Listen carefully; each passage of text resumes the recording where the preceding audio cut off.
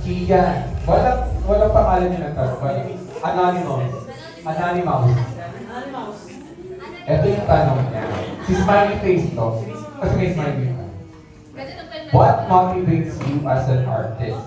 And anong ginagawa mo kapag nabu-burn out ka as an artist?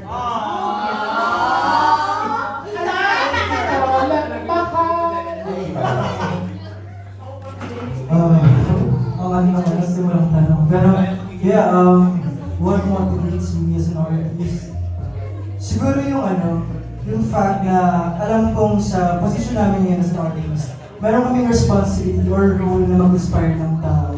And gaya ng sinabi ko dati sa interview namin, bago kami naging artist, naging fan muna kami, supporter muna kami ng ibang artist and ibang idol. And yeah, nakaka-motivate siya kasi alam namin na hindi lang namin na-express yung talent namin, nagagawa namin yung passion namin at the same time, nakaka-inspire kami ng tao nang hindi rin namin alam. Kaya, yeah, maraming salamat Twinkles, Kingdom siya, patuloy na paniniwala at paggamit sa amin as your inspiration para magpatuloy sa namin. Kapag nabu-burn out ka naman? Nagpo-post? Hindi siya. Hindi lang yun. Ibang pay yun. Ibang pay. Hindi, joke lang. Yeah. Kasama rin sa sagot ko kanina. Siguro yung walang specific akong ginagawa, pero iniisip ko lang din na yun nga, part ng role namin as an artist, yung mag-inspire ng tao. And siguro yung pinapanindigan lang namin yung role namin, siguro ayun yung ginagawa ko para kung sakaling maraming challenges or reasons para mag-give up kami. Kapag naalala namin yung Kingdom and Twinkles, that's the main and valid reason para magpatuloy na rin sa ginagawa namin. Naisip. Agad. Ay! Pasabi nga, hi Ian, hello! Hindi ako kidding. If you were given a chance to return time, time travel daw tayo. What and how will you use it and where will you use it? Again, the question is, budget! O, diba? Para host talaga sa project ko. If you were given a chance, when you, pag narinig mo ang sound na to, time is up. Time. If you were given a chance to return time, what and how will you use it and where will you use it? Dami mang use. User ka ba? Actually, narinig ako sa gilid, sabi ni Asriel, contract signing daw.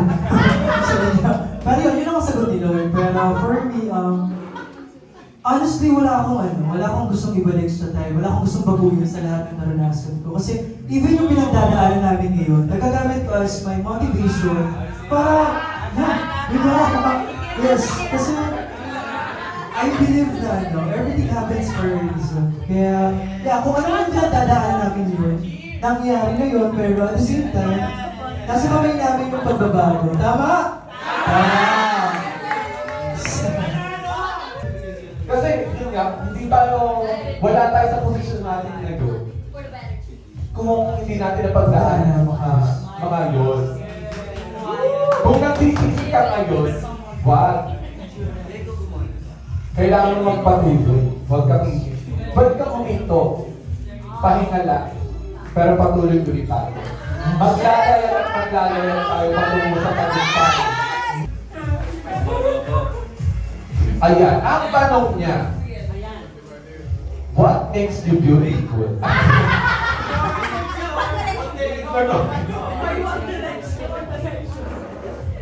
What makes life meaningful for you? Galing siya kay walang pata. Ayan. What makes life meaningful for you? Siguro ngayon, ito lahat ng sagot ko na nagaling sa kung anong pumapasok sa utak ko. Hindi. Feeling ko hindi ko kailangan maghanap ng reason para masabi ko meaningful yung life ko. Kasi the mere fact na nagkaroon ako ng life, binigyan ako ni Lord ng opportunity para maranasan natin tayo.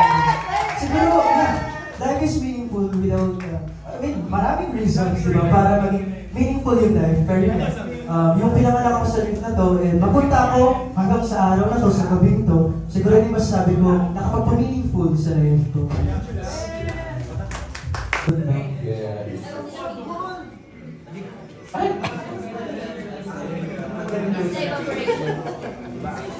Mathematical question. Eto, what is your greatest fear in life? Again, what is your greatest... Pag narinig ko ang tulog na to, what is your greatest fear in life? As a family-oriented person, ang weakness ko talaga is ang family ko. Kaya siguro, yung greatest fear ko sa life, yun yung may mangyari masama sa kahit sino sa family ko. At syempre, kasama sa pamilya ko, hindi lang yung biological family ko. Syempre yung pamilya ko sa Astor, pamilya ko sa Twinkles, at pamilya ko sa Mika. That's my greatest fear. May podcast ba? Ayan na siya. Ay! At alam naman natin si Kian habang siya ay ano, habang nahuhulog yung mga balloons. Habang siya ay Astor member, nagper-perform siya on stage. Nagper-perform din siya sa school. Diba? At dito, last year nga lang, siya ay Girl Magic. Diba? Ano sample to? Low daw, low. Ngayon daw, how's your life after your graduation? Masaya ako kasi, you know, kung anong mangyari sa professional life ko, alam kong merong nakatabing sa akin, diploma sa akin. Kaya thankful din talaga ako sa naging journey ko. Andito ba yung first si Ali? Nagulat din ako na pumunta siya ngayon.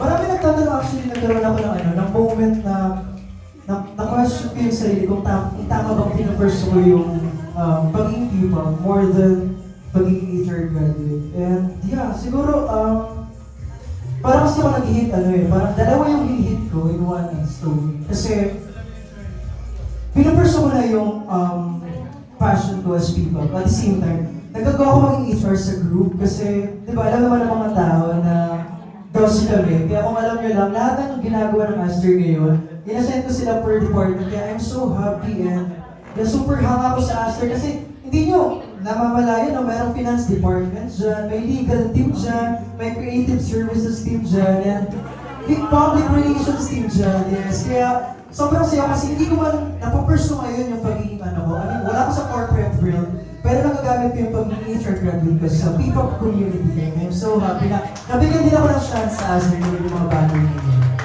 Ayan, usapang layag. If the boat is sinking, you're something to buy!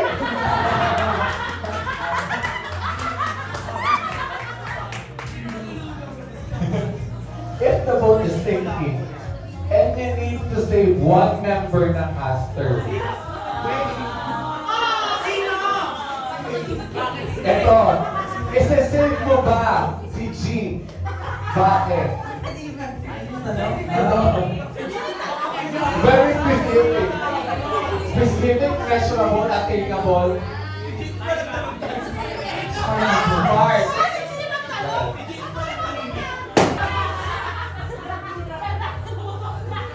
Ayan.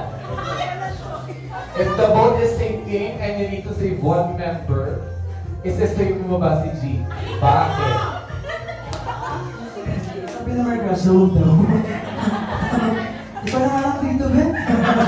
Hindi, joke lang. Parang isip, pag sinip ko ba yung isa, yung iba, wala patay ka rin. Mamili ka ngayon. Tinatakot ako.